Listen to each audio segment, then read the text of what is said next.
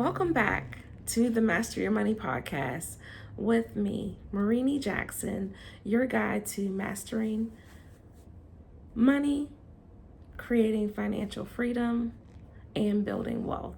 Let's dive into today's episode. So, today we're going to be talking about a financial shift that changes everything. Moving from monthly survival mode to quarterly financial leadership. So we're going to build a 3-month money plan so you can stop living that month to month and start leading with your money. Because most people think only about money one paycheck at a time. Can I make it to Friday? Can I cover this bill? And what's left after expenses? But financially stable people, they actually think differently. They think in quarters. Businesses do it, investors do it, and high performing families do it. Why? Because quarterly thinking creates clarity, direction, emotional stability, and intentional progress. A 3-month money plan helps you stop reacting and start preparing. I did have one mentor who I definitely know she taught on this heavily. She always talked about having a 90-day run, and that's 3 months, and that's a quarter. So she always talked about, what is your goal? And then whatever the goal is, like, okay, how can we make this happen over the next 90 days? So we can have that 90-day run. And then reverse engineering, this is my goal. This is what I need to do every week, every day, so that I can reach my 90-day goal. So, why monthly survival actually keeps us stuck is that when you're only thinking month to month, every unexpected expense feels like an emergency. Your debt decisions become emotional, your goals keep getting postponed, and your money disappears without strategy. And you're constantly recovering instead of rebuilding. And that's called survival mode. And survival mode creates financial exhaustion. I know I've personally been there, and I'm smiling, but not really about it. But I've been there. I've been in the financial survival mode where it was the paycheck to paycheck. Do I have enough money till Friday? Do I have enough money, enough gas in my car to last till Friday for my next payday, and so on and so forth? But for me, I can honestly say when I started with my budgeting monthly, I know some people don't like the word budgeting, but when I decided to make sure that I had a plan for every dollar, then I noticed that financial anxiety decreased. Also, with one of my previous podcast episodes, we recently talked about how to reduce that financial stress, find out those things that are basically, keeping us, those subscriptions, those things that are creating that financial strain that we may not be aware of. But when you get into quarterly thinking, what quarterly thinking does differently is that 3-month plan, that 90 days, allows you to anticipate upcoming expenses. You can prepare for seasonal spending, create focused financial goals. You can track measurable progress, reduce your money stress, and build your momentum faster. So instead of saying, I hope things improve, you begin saying, here's the plan for the next 90 days. And that changes your confidence immediately. So I can definitely say for me, with having a change in mindset from the weekly to the monthly and changing to quarterly, that this has helped me tremendously to reduce the stress. I know as a homeowner, I'm usually thinking from January to March and then from April to June. So I know for me, with my city and my county, that there are taxes because I still have a mortgage on my home.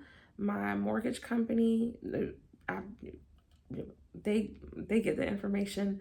I usually send that tax information to them, and I notice like out of that escrow account that those funds are taken. But I always get those particular statements from my city and counties let me know taxes are due.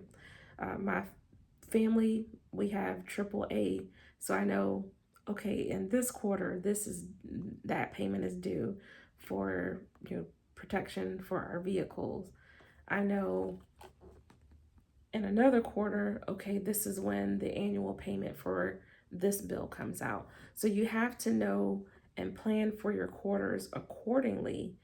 And if you're someone who gets things like bonuses at work, knowing when you'll get those bonuses, things of that nature, when you may have a bit of surplus in some months where you may need to, definitely be a little bit more cautionary and not have as much discretionary spending.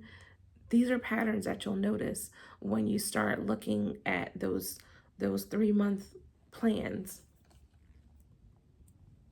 So, with your 3 month monthly plan, think of this as your financial focus season. It's not forever, it's just the next 90 days. So, as my mentor used to say, your 90-day run. And this makes your goals feel manageable and realistic. So, step one for your 90-day financial plan is you want to choose one major focus, not 10, just one. Some examples may include um, you may want to pay off one credit card. You may want to save $1,000 in an emergency fund, catch up on bills, lower your debt utilization, build consistency with budgeting, increase your income by $500 a month, stop overdrafting, save for summer travel in cash. And your money grows faster when your focus becomes narrower. So I'm going to use the emergency fund as an example because I know for myself, um, I forgot what month I had it done. It was in this quarter though. I had to get four new tires, four new tires on my car and some other work. And my mechanic, he had told me, okay, this is how much the tires cost. This is how much, I think it was the power steering system had to be replaced.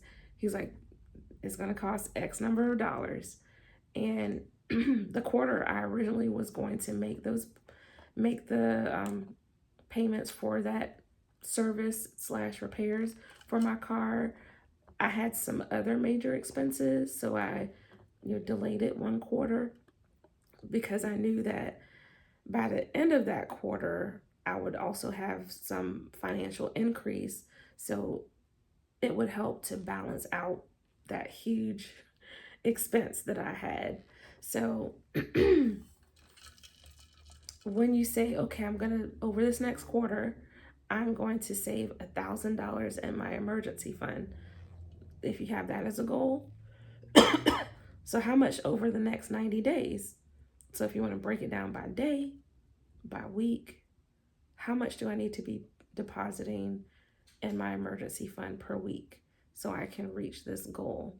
So 90 days, that is roughly what, 12? I may get my math wrong. Roughly about 12 weeks or a little more than 12 weeks that you have. So you'll calculate per week how much you need to save, and you can go from there with that goal. You also want to calculate your financial reality. This is something I did again, actually, earlier today, because this is where your honesty is, and that honesty creates freedom. Ask yourself, what is my monthly take home income? How much do I actually bring home? What are my fixed bills? What debt payments exist?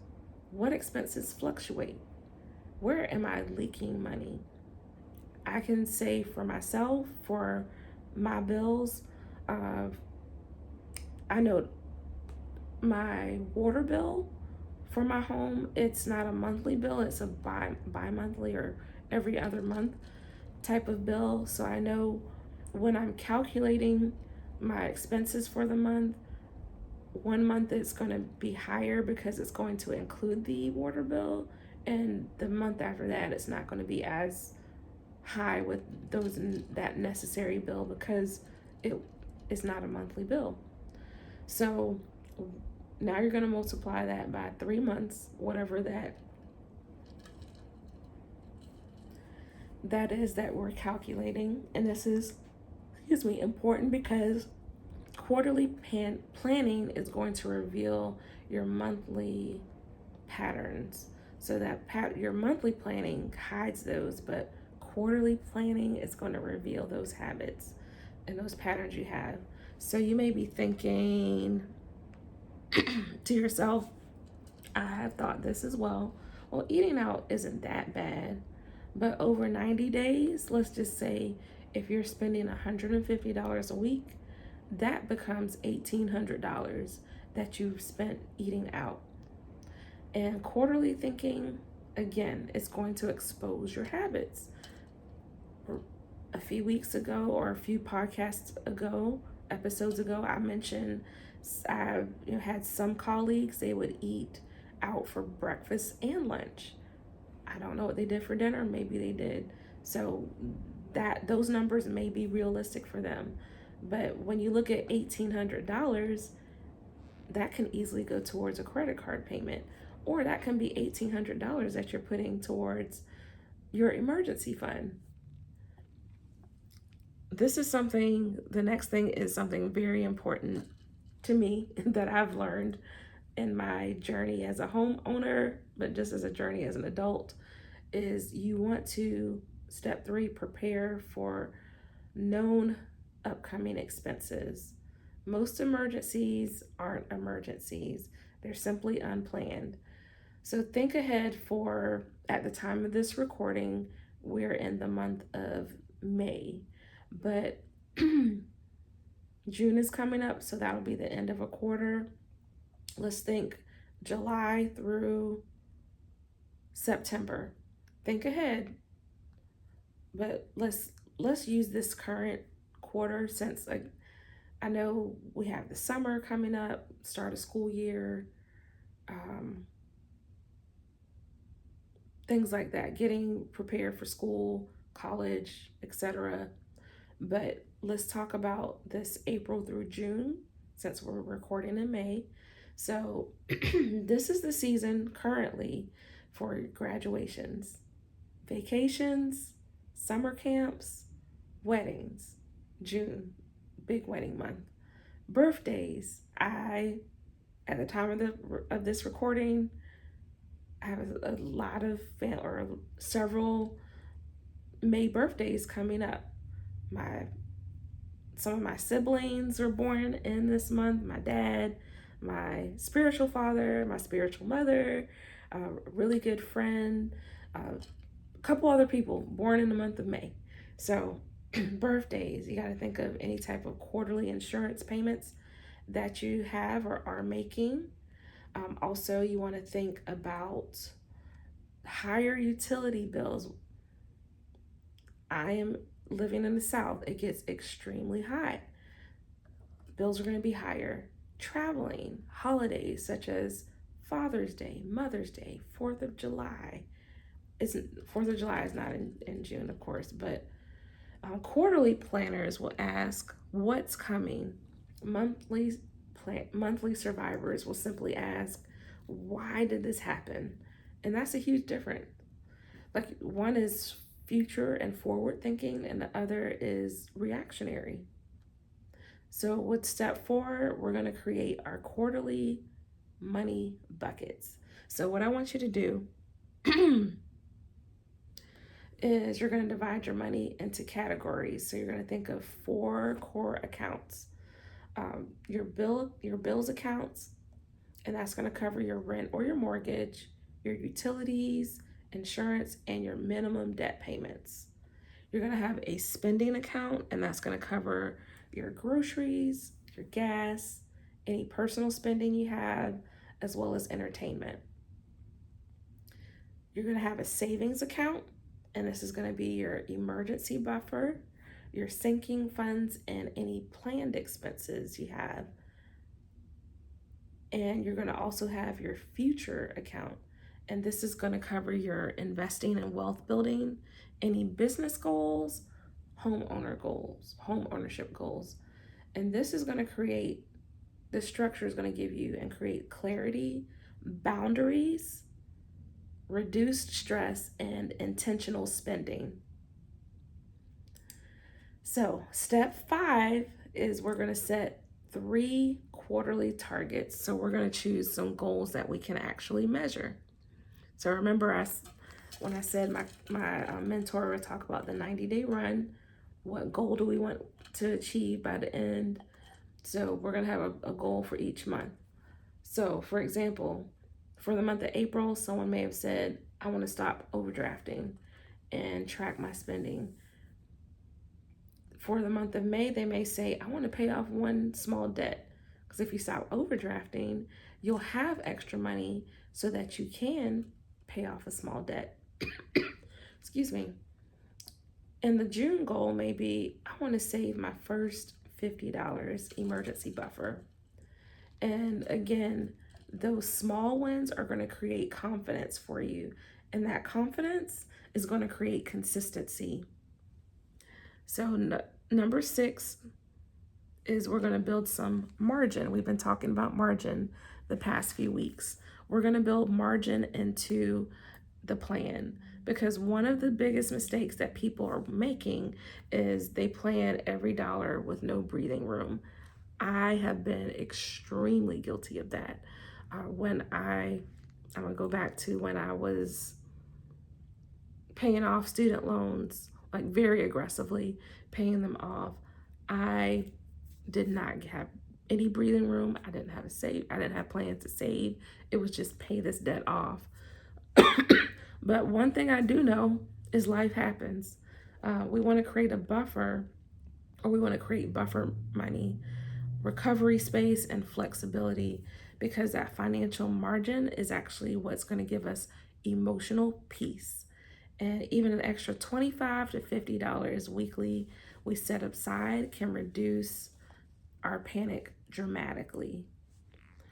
So, what we want to do is schedule monthly money reviews. We're not just going to write the goal down and forget about it. At the end of every month, so the quarter we're in at the time of this recording is the second quarter, April through June.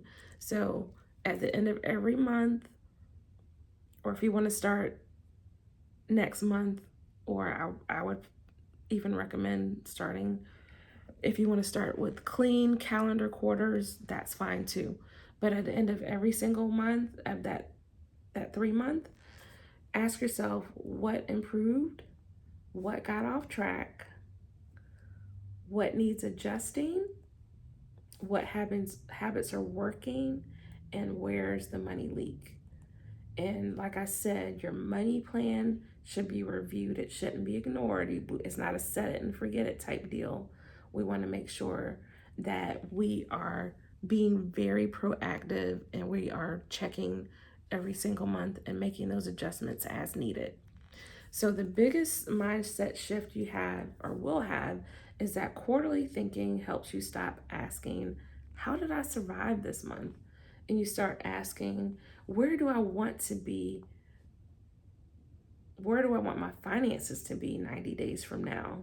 So this is an open-ended question, like, wow, where do I want my money to be 90 days from now? And that's how financial maturity develops. It's not overnight wealth, it's not perfection, it's just intentional progress, because we're seeking progress in our finances over perfection. So, again, for your 90-day reset, you're going to write down 3 things today. What is my biggest financial stress right now? For someone, it may be credit card debt. For someone, it may be medical debt. For another person, it may be utility bills. Number two, my primary 90-day money goal is, and you may, again, we've given examples, paying off debt, adding money, a certain dollar amount to your emergency savings. You write your goal. And then put the last date of the whatever that quarter is, I want to feel, and you may say by June 30th, I want to feel less financial stress. I want to feel empowered that I have $500 in my emergency fund, or whatever goal you have. Because management, it's, again, it's not just the math, it's not mathematical, it's emotional, it's behavioral, and it's spiritual stewardship. Because I don't know about you, I've been the person who set not just financial goals, but goals in other areas of life, didn't reach those goals, and just felt like a complete failure. And it affected me emotionally. It wasn't just the math of, oh, go do this, but it infected me internally as well. So we want to make sure that we're, you know, setting ourselves up so that we can win. So we have those positive emotions, those positive behaviors, and we're having a good stewards of our finances, but also that spiritual stewardship as well. So remember, you don't need to fix your entire financial life this week. You just need a focused plan for this season. And this season is the next 90 days. And a strong quarter can change your confidence, your habits, your stress levels, and your financial direction.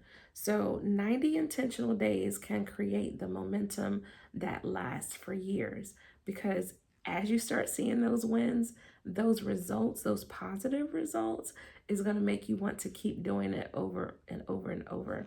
So, thank you for tuning in to today's episode of the Master Your Money podcast. If you found value in today's podcast, definitely like this episode, leave a comment, share it with a friend that you would love to walk through their financial journey, freedom journey together with. And if you're ready to take the next step, go to my website, www.virtuefinancialsolutions.org, and there you can check out my coaching programs, upcoming workshops, and resources to help you in your journey to financial freedom. And remember, until next time, we don't just manage our money, we master it.